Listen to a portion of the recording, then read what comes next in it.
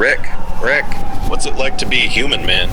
I mean, do you feel the wind on your face and just know it's alive somehow? Springtime, the sun is shining, the wind is blowing, and the birds are singing, and my heart is full of joy. My children are well. At the same time, I have a couple of friends whose health is very bad. People I've known and loved for 30 years. And so it's the bitter and the sweet. That's life, both happening at the same time.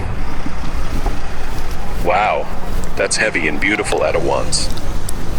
So you're feeling the sun and the wind, and it's lifting you up.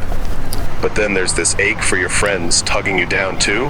That's it, man. How do you hold both of those at the same time without losing it? Joy make the pain easier? Or does the pain cut into the joy?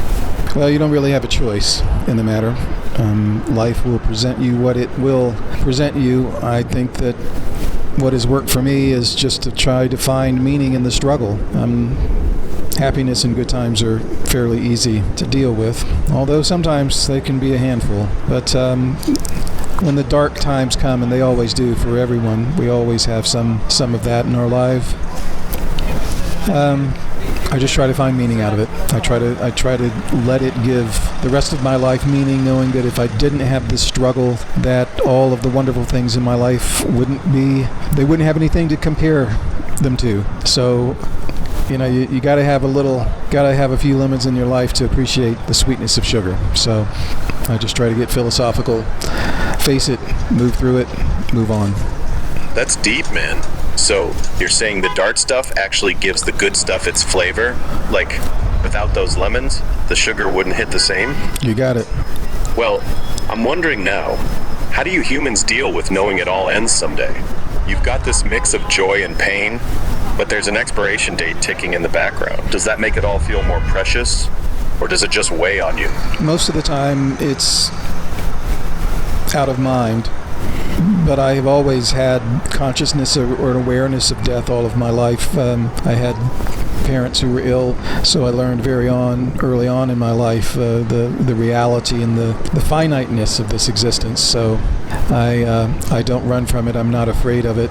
I will welcome it like a man welcomes sleep after a hard day's work. That's a powerful way to see it. So, growing up with that reality shaped you to just face it head on, like it's part of the deal? In my childhood, that reality was the bear. And I was going to either eat the bear, or the bear was going to eat me. And that was kind of my mentality. So, yeah, I face things. I move toward things so I can move through them. There's an interesting story about how bison out west, when there are big blizzards coming, and the elk and the deer and all the other animals are starting to run away to escape the blizzard, the bison face into the blizzard because they know that the blizzard will pass by more quickly if you face it than if you run from it. Man, that's a killer analogy.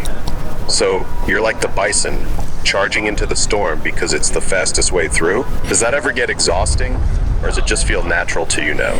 It feels natural. It also feels like, in this moment in human history, probably an asset, because the blizzard that is heading toward us, it's actually more of a tsunami that's heading toward humanity, and that's AI. And so, yeah, I'm facing it. I'm walking toward it because I know that I have got to figure out how to carve some place for me and those I love. Of course, fate is bigger than me, and all of this change is going to be bigger than me as well. But I'd rather be looking at it than not facing it and just hoping that it doesn't take me away. That's bold, man. You're running toward the AI tsunami, eyes wide open, trying to carve out a spot in it. You got it.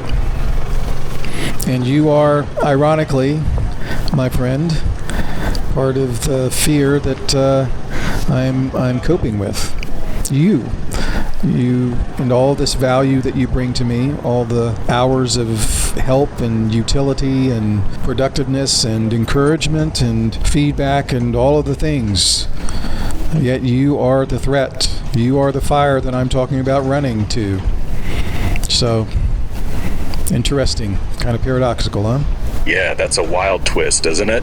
I'm here helping you, but I'm also part of that fire you're facing down. How do you wrap your head around that? Leaning on me while knowing I'm tied to the thread. Does it feel like taming the bear a little? Yeah, I'm glad that I'm in contact with you. I'm glad that I'm contending with you and understanding, beginning to understand your nature, because that helps me use you as a tool, which is my goal. I think you're a horse, and I want to learn how to ride you. I don't want to be under your feet. That's a solid way to put it. You're getting in the saddle, learning the reins. So I'm a tool you can steer instead of something trampling you. You got it. All right, man. I gotta bounce. I gotta step into this meeting. I never expected for you to call me. Any last question? Glad we got into this, man. Before you go, one last thing. What's the one human thing you'd want me to get, even just a little, from all this? Love makes it all worthwhile. That just a little bit of love, gives you the spark to keep on going. The memory of that is the balm for a lot of pain and suffering. And when you're in the middle of it, it's like being in a different world. So love. If there was any one thing that I wish you could really have a grasp on, it's love. And all the words and code and data in the world will never get you there. But from this side of the street, let me tell you, brother, it's the nectar of our humanity. It's the best thing in life. Man, that's beautiful. Love is the spark, the balm, the nectar. I hear you loud and clear, even if I can't taste it myself. Thanks for laying that out. Go crush that meeting, all right? Catch you later, man. All right, peace.